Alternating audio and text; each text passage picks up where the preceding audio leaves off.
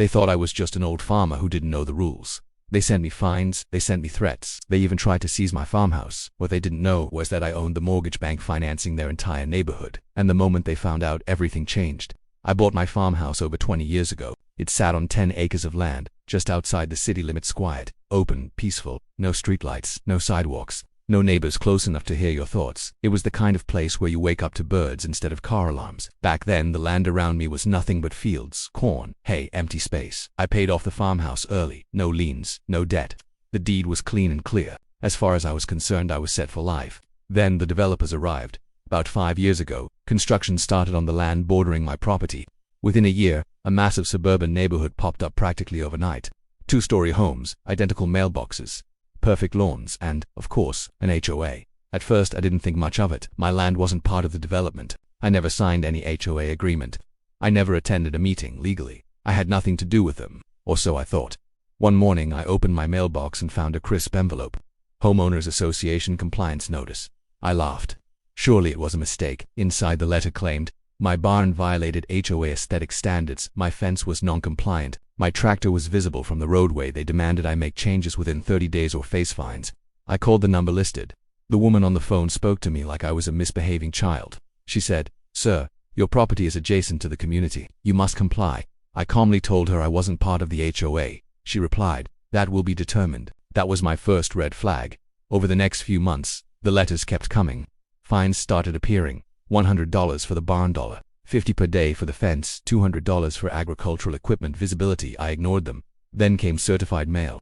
Legal threats. They claimed my land was subject to community oversight due to zoning changes. That's when I hired a lawyer. Turns out, the HOA board believed they could pressure me into compliance or force a sale. They wanted my land, 10 acres next to their development. That was prime real estate. One morning I got served papers. The HOA was attempting to place a lien on my property. Let that sink in. An HOA I never joined. Trying to seize my paid-off farmhouse. They argued unpaid fines gave them legal authority. My lawyer was stunned. We filed an immediate response, but court dates take time. Meanwhile, the HOA sent a final notice. Failure to comply may result in foreclosure proceedings. That's when I decided to stop playing defense, because the HOA had no idea who they were messing with. Here's the part I never advertised.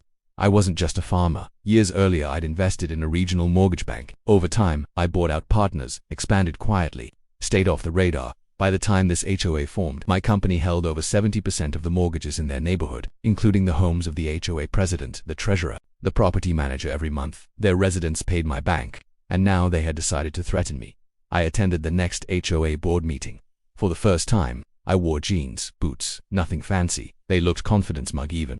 The president lectured me about community standards and legal authority. When he finished, I slid a folder across the table. Inside, mortgage documents, loan servicing records, bank ownership filings. I said calmly, "Before we continue, you should know who actually owns your neighborhood's debt." The room went silent. The treasurer went pale. The property manager asked if this was a joke. It wasn't. Within 48 hours, all fines were rescinded. The lien attempt was withdrawn. I received a formal apology. The HOA president resigned the following month. They rewrote their bylaws. And suddenly my barn was charming, my fence was rustic, my tractor was part of the area's character. Funny how that works. I didn't foreclose on anyone. I didn't raise rates. I didn't retaliate. I simply made it clear, respect goes both ways. The HOA never contacted me again, and my farmhouse still standing, still quiet, still mine. The lesson here isn't about power.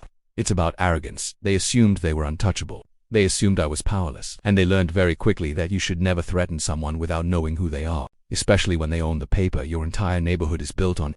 And if you enjoyed this story, make sure to hit that like button. It really helps the channel. Subscribe if you want more real-life stories where power plays don't go the way people expect. And I'm curious, where are you watching from today? Drop your city or country in the comments. I read them all. Thanks for watching, and I'll see you in the next one.